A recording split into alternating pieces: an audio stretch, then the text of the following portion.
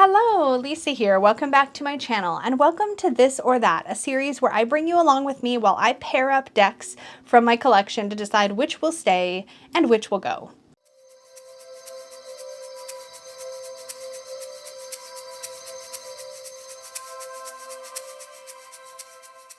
Oh my gosh, I have some pairings that are making me a little nervous today, but I've already put the polls up on my YouTube community tab. If you're not keeping an eye on that, definitely do, because I have been posting polls to see what you guys prefer of all of these pairings, and it's really interesting to see the sort of community response on this stuff. I won't say that it hasn't influenced me, because it certainly does influence me a degree to see kind of what things you guys prefer. It's really interesting, and sometimes it validates my choices, I think, and sometimes it's like, well, I'm going my own way on this one, guys. So let's start with our first pairing, which is going to be my newly acquired Sacred Creators Oracle versus my Inner Star Oracle. So I'm going to go ahead and put the poll up on the screen so that you guys can see how you voted. So at the time of filming this, the Sacred Creators Oracle is winning the poll by a large margin at like 63 to 37%. The funny thing is, this was the way more affordable deck because this is the mass market edition of the Sacred Creators Oracle. I suspected when I did finally pick this up, this was by the way an anti-haul for me that you guys talked me into buying. I need to reiterate that. If you can actually see it in my video, because I think I titled it, "You Guys Made Me Buy It," because I always hear about the decks that I influenced you guys to buy. But then you guys influenced me too, and this is a great example of that, where I was anti-hauling it, and the comments and the messages I got were so funny, because y'all are like, "No, Lisa, you need to take another look. This is so much more." So let's talk about this one first, since this was the community winner. The Sacred Creators Oracle, like I said, I don't have the mass market, the independent version, which came out some time ago. I believe this was the first deck that Chris Ann put out. But this Hay House, right? Hay House? I'm pretty sure. Hay House, right? Yeah, this Hay House version is really nice quality. So this is the backings, which I love. I still need to edge my deck. I haven't decided in what.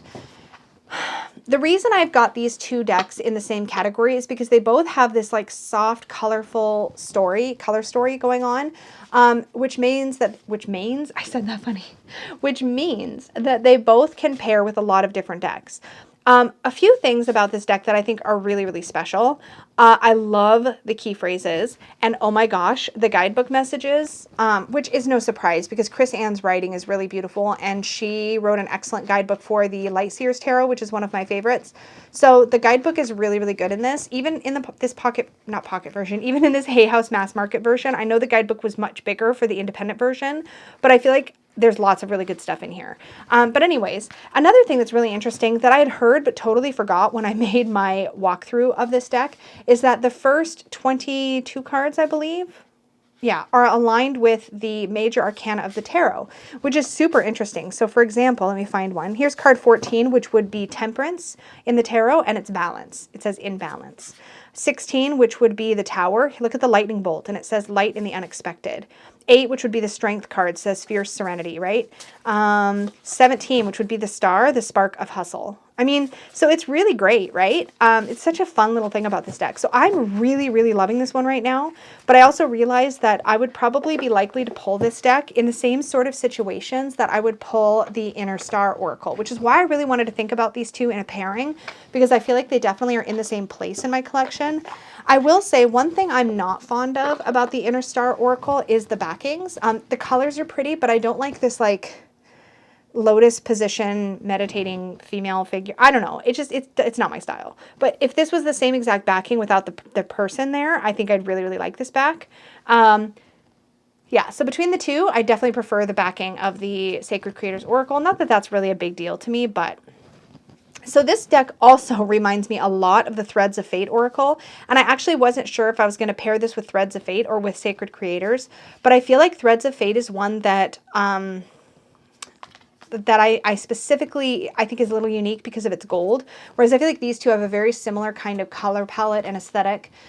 They both have the kind of white line drawings and keywords, and this one focuses on keywords where I think the Sacred Creators Oracle focuses on phrases, and I really prefer the phrases, I think. This is a very expansive deck though, and it served me really, really well, but I just am not reaching for it anymore. So Yeah, I think that's a thing. And as soon as I pulled this in, I was like, uh-oh, I think it might be the end of times for my Inner Star Oracle. This is really nice, but I just don't think it is going to be staying with me. So I think I am going to let the Inner Star Oracle go. But can we just take a moment to appreciate my Peggy bag match for this deck? Can we? I think we can. Look at that. I mean, oh, sorry. Let's put it in frame. That might help. Look at, it's so perfect. It's so perfect. But I'm probably going to keep this bag. So I'm going to put the deck into my to be rehomed potentially pile. And as I say in all of these videos, I don't rehome these decks immediately in most cases, unless I for sure know where, like A, I'm ready to let it go, and B, I know where I want it to go. Except in those situations, I tend to hold on to these decks for a while and then like basically decide later, once I make sure I'm not missing the deck, right? Because I've definitely, in the past, I used to have like a moderate grouping of decks. I think I had around 20 decks. And in the early 2000s, I decluttered a bunch of them and I had major regrets later. Many of those decks are out of print. So I want to make sure I'm really sure that I'm not going to miss a deck before I let it go. So that's my process. I know I say it in every one of these this or that videos, but I feel like it can, you know, it can't be reiterated too much. Anyways, let's go on to our next pairing. And these are both decks I really like, but I also don't think I want to keep them both. I don't think. So we have the Marseille Cat Tarot versus the Tarot de Maria Celia. So let me put the poll up. This one surprised me. I actually expected this one to be a total landslide for the Tarot de Maria Celia, which definitely is in the lead at 57% at the time I'm filming this, but 43% of you do prefer the Marseille Cat Tarot. So let's take a look first at the Tarot de Maria Celia since this won the vote. So I really do love this deck. I love the coloring. I do love that it's in a tin. I'm a real sucker for a tinned deck. And for some reason, I feel like I'm an extra sucker for a Marseille or a Pip deck in a tin. I don't know why that is. Maybe because I like doing larger layouts with Marseille cards. Oh, it's so pretty. I love the jewel tones and the colors. This is like the Marseille that's in colors that I like, the pinks and the purples. When people recommend to me the new choice Tarot de Marseille, I always get a little sad because I love the colors in that deck, but I don't like the style of that deck. It's a little too like He-Man, She-Ra for me personally. And I just like the quirky, almost cartoony look to these figures. This is very much more my aesthetic. I really, really like this deck. It's so pretty. And I love the like kind of goldeny parchment look to the backings, or to the background. And the backings are also really pretty and uncluttered, which I love. So yeah, this one I really enjoy. I can't see myself parting with this, but I also don't read with Marseille enough to want to keep a whole lot of them in my collection. So let's take a look at Marseille Cat. This is such a unique deck. So this is my only Marseille that I'd say is true to the coloration of like I think like a Convert. I'm not really good with the historical things. But it's got this quirkiness and play, and they've managed to integrate cat personalities into these cat anthropomorphic figures. That's pretty great. The one thing about this deck is that it incorporates Rider-Waite-Smith hints in every card, which is perfect if you're the type of person that reads in a Rider-Waite-Smith style.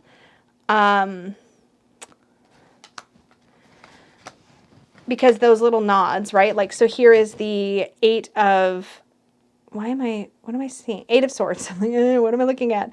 And we have this cat who is being manacled to the inside of the swords. So it reminds you of that trapped feeling of the 8 of Swords and the Rider-Waite-Smith, right? Whereas the courts and the majors stay pretty traditional. Here we have a very like defeated looking 5 of Wands, or tired looking 5 of Wands. We have a very contented and comfy, cozy 9 of Cups figure going on there. Somebody working in the 3 of Pentacles. It's really clever that way, the way that it kind of crosses both systems. I'm actually not really a cat person, but there's something about this deck that just really charms me. I think this was one of my first say yes to the deck purchases as well. So it's got some nostalgia that way. I actually really truly thought I was going to be ready to let this go, but it's this card every time. Look at this death card. He's like, I'm going to take a break from the death thing and just pet the belly of this cat. Like, what? It's so great. Maybe I'm not ready to let this go. This is such a weird deck for me to want. I don't understand it. But every time I see it, I'm like, you're just kind of charming. I don't know. And I think sometimes when I want like to pull like a really traditional feeling Marseille, this is the one I think of. I don't actually think of the Tarot de Maria Celia in those situations. I can't let go of the Tarot de Maria Celia though, right? Right. I like that deck too much. Let's just do a little, and I also love shuffling this. This is that like low Scarabeo cardstock, which if you like a really flexible, like easy to work with, this is the backings, which I kind of hate actually. But let's just do a side by side. I'm having trouble with this one because I'm like, I don't really need both of these decks. So those are the back, like, I mean, come on. These backings are so much better, right? And like, again, I don't reach for Marseille very often. Let's just look. I don't know. Do I think I'm not giving up either of these. What am I even thinking? What's my problem? Like, I don't want to. I like them both. I like them both. I really keep, every time I think I'm going to declutter this deck, I don't know what the situation is, but it's super unique. I don't know. So I guess it's staying. It's really charming. I don't know. So I'm not making progress in this particular one, but I think I want them both. I kind of feel like because this is the one I used to study with too, was the Marseille cat. I don't know. I don't even have a bag for it. I just constantly like just keep it in this box, like on my table. It's like, it's never even found a permanent home. Mind you, I don't keep my Marseille decks typically hanging in bags anyways. So gosh, I'm babbling. Well, anyways, I'm keeping it. I'm going to stop trying to justify it because I clearly am not ready to let it go. Okay, let's take a look at our next pairing. So our next pairing, this one, the reason I'm pairing these isn't maybe for the reason you think, but anyways, I have the Osho Zen Tarot versus the Illusory Tarot. So let me pop up the poll. So the Osho Zen, oops, my cards are sliding. The Osho Zen wins by a large margin. So let's take a look at this first. Now the reality is, you guys know this is like a really important deck to me. This was the deck that I read exclusively with for a long time. So it's not like I'm going to get rid of this deck, right? This isn't going anywhere. The reason I wanted to look at these two side by side though is because they share a lot of similar themes.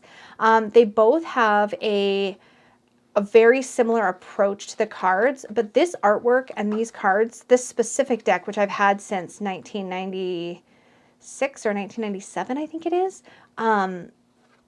this deck, I'm just very bonded with it, like this specific copy. One of my first trims too, and I don't even mind it. Like, I think I may retrim it at some point. I have a backup copy, which I didn't buy to have a backup copy because I actually don't really believe in backup copies of decks for myself. I got the second copy so that I could get the guidebook back because, as some of you know, my story with this deck, when I brought this deck home, I read the guidebook and then I threw the guidebook away because I really wanted to just build a relationship with these cards and learn how to read with them without being reliant on a book. I have very different opinions about reading and working with guidebooks today, as you probably know, but it was just a really important part of my development. But anyways, I wanted the book back because I didn't have it. And so I got a secondhand copy of the deck from somebody in my community, and I have now have a second copy, which I could trim or just keep. But my deck is so well worn and loved and awesome. I love it. It's not going anywhere. Of course, I'm keeping it. But I did want to think about it specifically with relation to whether or not I'm going to keep the Illusory Tarot. So this one was sent to me as a gift, which I love, and I've definitely played with it a bit. It was a really fun walkthrough to do, and I will try to remember to link my walkthrough. But in my walkthrough, I even did some side-by-side comparing with the Osho Zen Tarot to really see just how similar they are. This is another deck that has keywords. But I think the thing is that a lot of the keywords are the same as the keywords in the Osho Zen Tarot. Not as many as I thought. And I kind of love the busyness of this artwork and the colored pencil art style in the first place.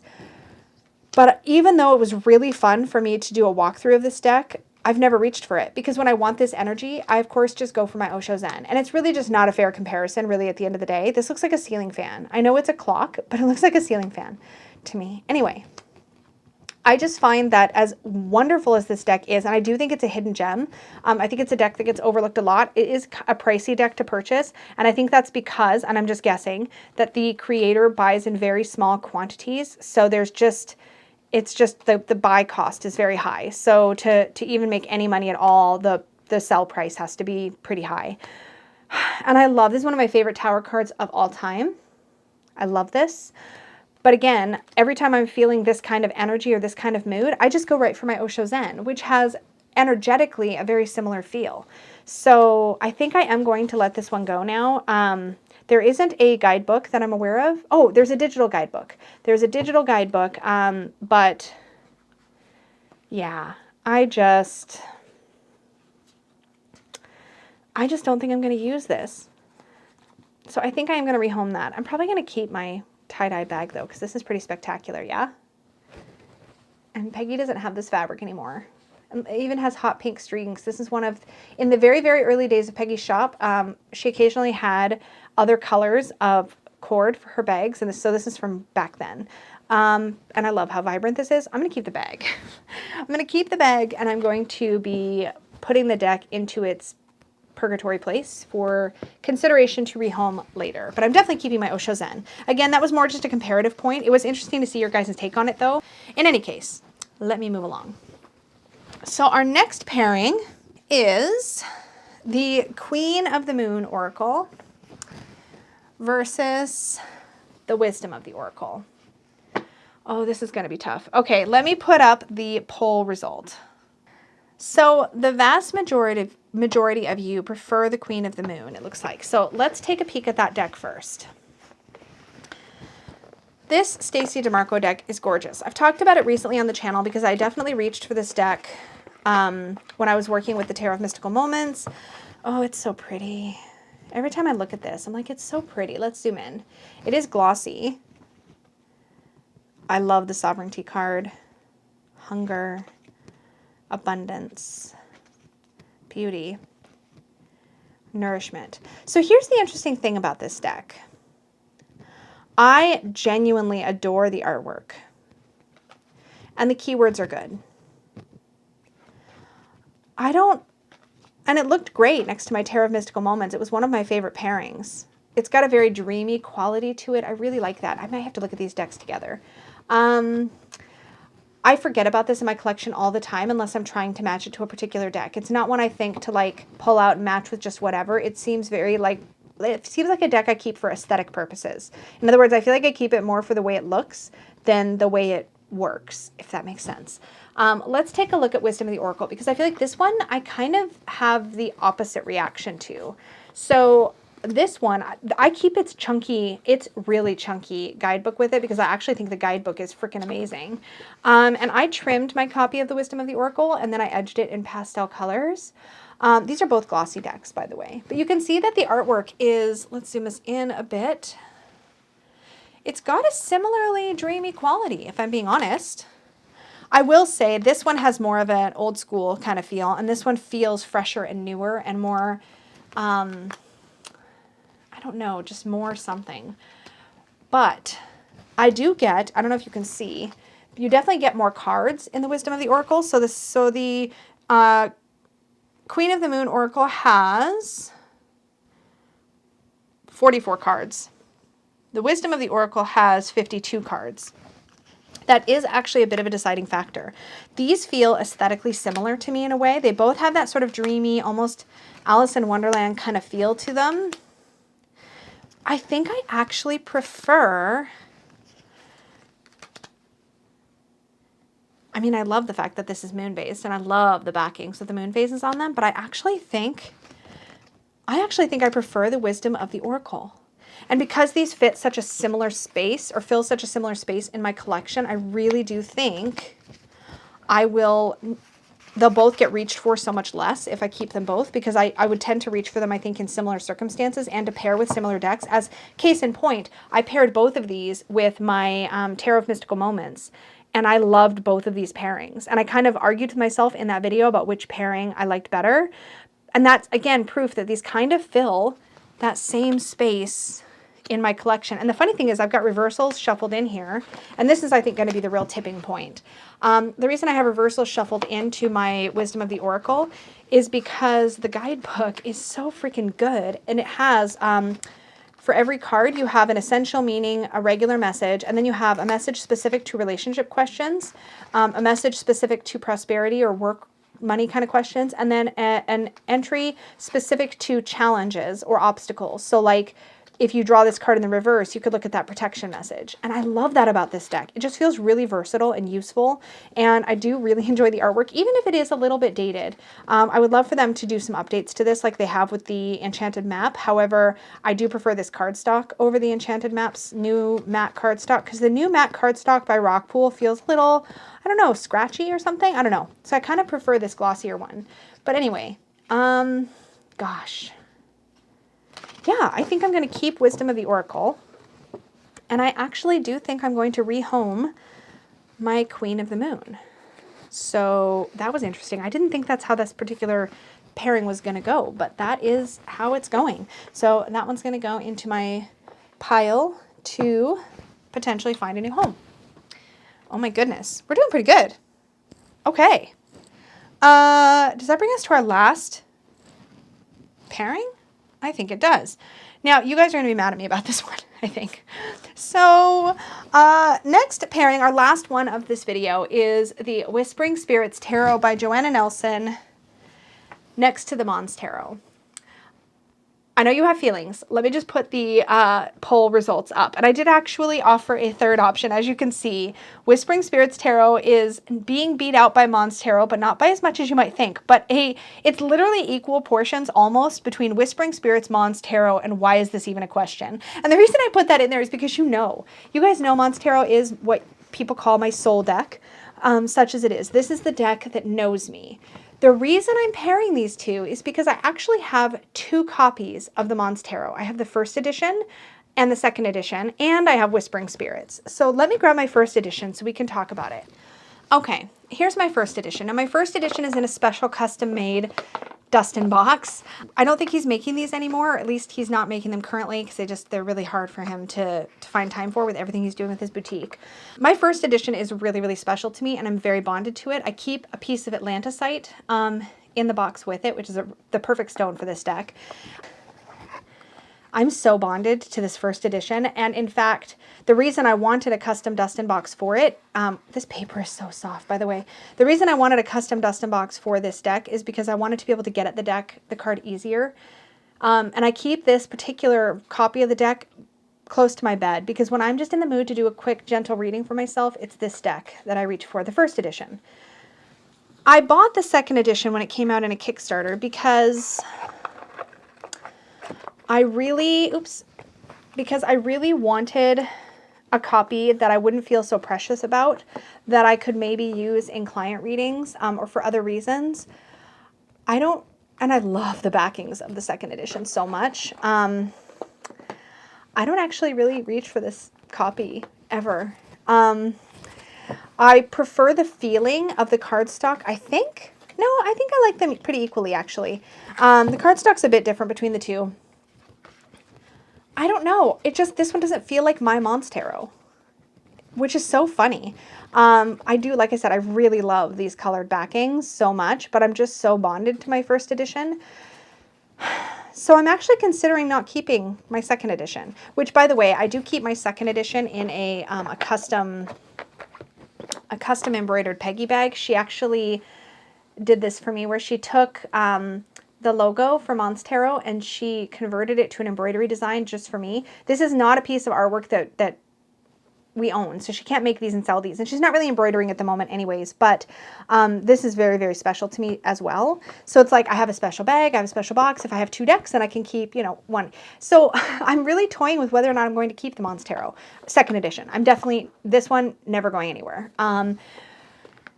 The only other thing about the second edition is that there is another extra card, and it is called the, it's a lot like the special card in the first edition. It's called the Illuminator. I know what the backing looks like.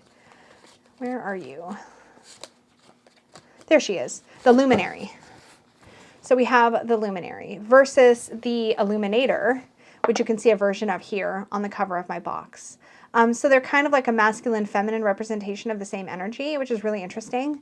Part of me is like, I just want to keep this card. But I think what I'm going to do, is I think I'm probably going to hold on to this second edition. And and consider maybe trimming it. I'm thinking of trimming this title off the bottom entirely so that what you'd see when you pull the card is just, let's turn it around this way so you can really kind of see what it might look like, is just that, just the artwork. Because of course I know these cards really, really well, so I don't need the titles. And it's very Rider-Waite Smith, so you definitely don't need the titles, I feel like, on this deck. So I'm thinking of doing that. That would make my backs uneven, but it would also make the deck just a smidge smaller, which might be kind of nice. Yep, that's what I'm thinking I might do with this version. And then if I have a trimmed version, it can still live in my custom Peggy bag. Again, I don't know if that means I'll reach for it anymore though. That's a thing. I'm almost kind of wondering if I should consider trimming my first edition. I hear some of you gasping already. But see, these backings would be uneven also. These would have the same issue. Yeah, there's something slightly more flexible about my first edition cardstock too, which I also prefer. Yeah, I don't know, man, but I definitely love my first edition so much that the second edition just kind of hangs there looking cute on my rack, which is like, that's fine, but like, I'm not using you, I'm just looking at you, which, I mean, that's not the end of the world. I don't know. So I'm going to keep both for now, but I'm really thinking about whether or not I'm going to trim my second edition or what I'm going to do there. Okay, let's talk about the Whispering Spirits. Okay, this deck is so gorgeous. There's so much that's special about the Whispering Spirits. I do really like how the titles, let's zoom in. I do really like how the titles are embedded on these little banners in the bottoms rather than a whole white bar across the bottom. The Whispering Spirits to me feels more like a spirit-based deck. It feels more airy and flighty. It feels more like nature spirits, like little fairies. I think, did I say fairy already? I love this strength card a lot. It's pretty great. Like, it's pretty great. I actually have, let's see if I can find it. I actually have a print from this deck. I'm pretty sure it's from this deck. I have the Sun card from this deck, I think. Oops. There it is. Yeah, I have a print of this card. So I do have some Whispering Spirit energy. I almost didn't back this deck because I knew I loved the Mons Tarot so much that I was like, well, if I'm reaching for one of Joanna's decks, I'm going to reach for the Mons Tarot. And I backed it anyways because I just think everything that Joanna Nelson does is spectacular. But this energy does feel very similar to my Mons Tarot, just slightly more air to me, whereas the Mons Tarot feels slightly more earth and water. I think I might have talked about that before. But energetically, I just am so attached to the Mons Tarot that this deck just doesn't see any love in my collection. So I think I'd really like to see it move along. I don't think I would miss it. As much as I love it and I love looking at it, it makes me happy in exactly the same way I think that the Mons Tarot makes me happy. I'm just more bonded to the Mons Tarot. This deck is great. It really is great. And I think Joanna did such a great job on it. And I love the little bindies on there. That's a nod to Joanna's history and heritage. And I think that's so awesome. I just really, these characters are so gentle and sweet. It's so adorable, but it's not Mons Tarot. And I think I just need to recognize that, like, that deck, and this is probably, like, it's kind of hard to describe, but it's almost like it's kind of, it gets in the way of me appreciating some of Joanna's other work the same way because I'm so attached to it. If I was less attached to it and just thought it was cute, I think I'd want everything. You know what I mean? But I think because I'm so attached to it, it's like I'm in the mood for a Joanna deck. I need my Mons Tarot. That's just the way my brain works. So I do think I'm going to be okay with letting this go. I think at one point I thought I'm just going to collect all of Joanna's things. And that sounds appealing to me, but like, I'm really not a collector. I like things. It's so hard to try to explain this. I love things. I love stuff. And Peggy'd be the first person to say, like, you collect everything. I do like having a lot of variety and a lot of things. But, like, I also have this mindset where I don't want them just to have them. I want them to use them, to work with them, to, you know what I mean? So if I'm not working with it, it just feels wasteful to me personally. That's just how I relate to it. So I think this one's going to need to go. Yep.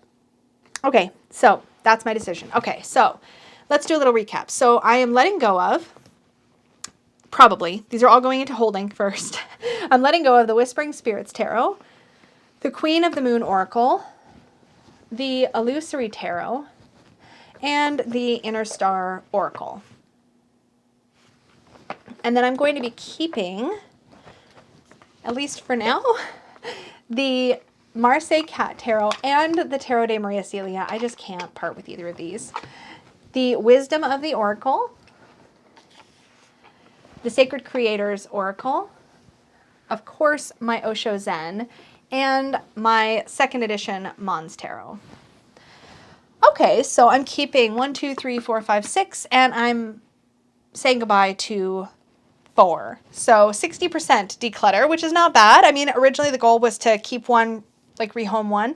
I'm also not holding myself to that in any way, shape, or form. I just want to like go with what feels really true for me. So I think this is good. I think I'm comfortable with letting the other ones go. We'll see. Like I said, they'll be in a bit of a purgatory for a little while, and then we'll make our final decision. But I definitely think I don't want to let any of these go. It's kind of funny because I was really close to almost thinking I would keep Marseille Cat and rehome Tarot de Maria Celia, and then I was like, stop it, Lisa, because I do love the size of this and the colors. Anyway, so yeah. I am good with this. So yeah, I would love to hear in the comments down below, have you been doing anything like this in your own collection? Are you looking at like, how do you feel about having decks that like do similar things for you? Do you like having a variety of those kinds of things? I'd be curious if you have thoughts on the Marseille Cat Tarot in particular. Like, or is there anything in this pile that you were surprised by? Or did you think I was going to go another direction? A lot of these, I think a couple of these were really predictable, such as Mons Tarot and Osho Zen, but like, I'd be curious, like, what were your thoughts? And what would you do in the same situation? So drop that stuff in the comments down below. I always love hearing your guys' opinions and feedback and thoughts. As always, please do be sure and like this video if you enjoyed it or found value in it. Please do subscribe if you're new here for more content just like this. And don't forget to click the little bell so you're notified of my future videos. Thank you again so much, and may your magic always shine from the inside out.